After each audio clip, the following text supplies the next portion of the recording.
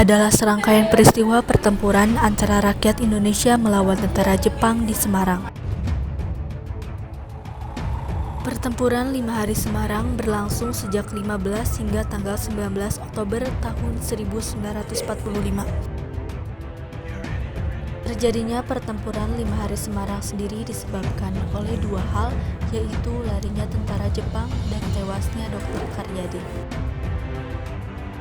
Pasca proklamasi kemerdekaan Indonesia tanggal 17 Agustus tahun 1945, masih ada beberapa prajurit Jepang yang belum kembali ke negara asalnya. Beberapa prajurit Jepang yang belum bisa kembali pun dipekerjakan di pabrik-pabrik atau sektor lain. Bersamaan dengan hal itu, pasukan sekutu termasuk Belanda mulai kembali datang ke Indonesia. Tujuan kedatangan mereka adalah untuk melucuti senjata dan memulangkan para mantan tentara Jepang yang masih ada di Indonesia. Tanggal 14 Oktober tahun 1945, para tawanan Jepang yang bekerja di pabrik gula Jember, namun di tengah jalan pasukan Jepang melarikan diri dan bergabung dengan pasukan Kido Kontai yang dipimpin oleh Jenderal Nakamura dan Mayor Kido. Kutai adalah prajurit yang ditarik mundur dari medan pertempuran Asia Pasifik.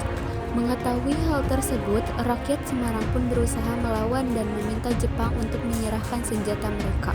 Namun, Mayor Kido menolak untuk menyerahkan senjata kepada rakyat Semarang.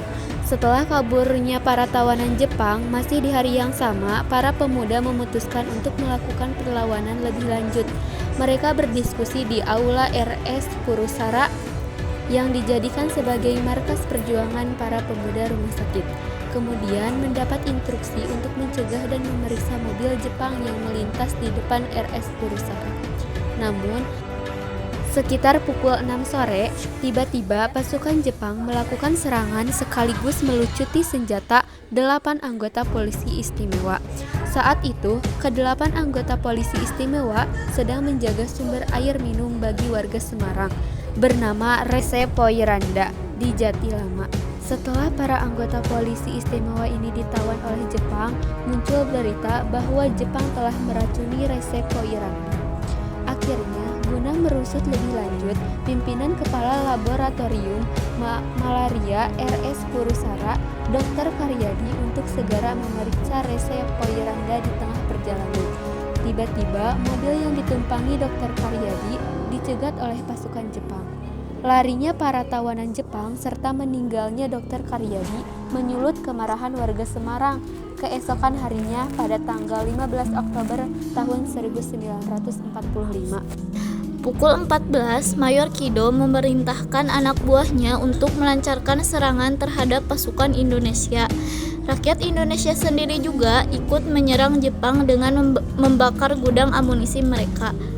Alhasil, Mayor Kido memerintahkan serangan balik sekitar pukul 15. Mayor Kido membagi pasukannya menjadi 2 kelompok, masing-masing terdiri dari 383 dan 94 orang. Pada pukul 15, Mayor Kido mengerahkan semua anggotanya untuk melakukan serangan di sekitar wilayah di bawah komandannya. Mengetahui serangan tersebut, Tentara Keamanan Rakyat mengirim bala bantuan ke kota Semarang. Pertempuran antara Jepang dan rakyat Indonesia di Semarang pun terus berlangsung sampai hari telah berganti. Tanggal 16 Oktober tahun 1945, pasukan Jepang berhasil merebut penjara Bulus sekitar pukul 16.30. Sejak saat itu, anak buah Mayor Kido semakin menggila dan terus melakukan serangan sampai tanggal 19 Oktober tahun 1945. Pada tanggal 19 Oktober tahun 1945, sempat terjadi gencatan senjata antara kedua belah pihak. Tetapi hal ini tetap tidak memadamkan situasi yang sedang genting. Pada akhirnya, pertempuran 5 Hari Semarang berhasil diakhiri setelah Kasman Singo di meja dan Mr. Sartono yang mewakili Indonesia berunding dengan Komandan Tentara Jepang Letkol Nomura. Keduanya berunding untuk mengupayakan gencatan senjata.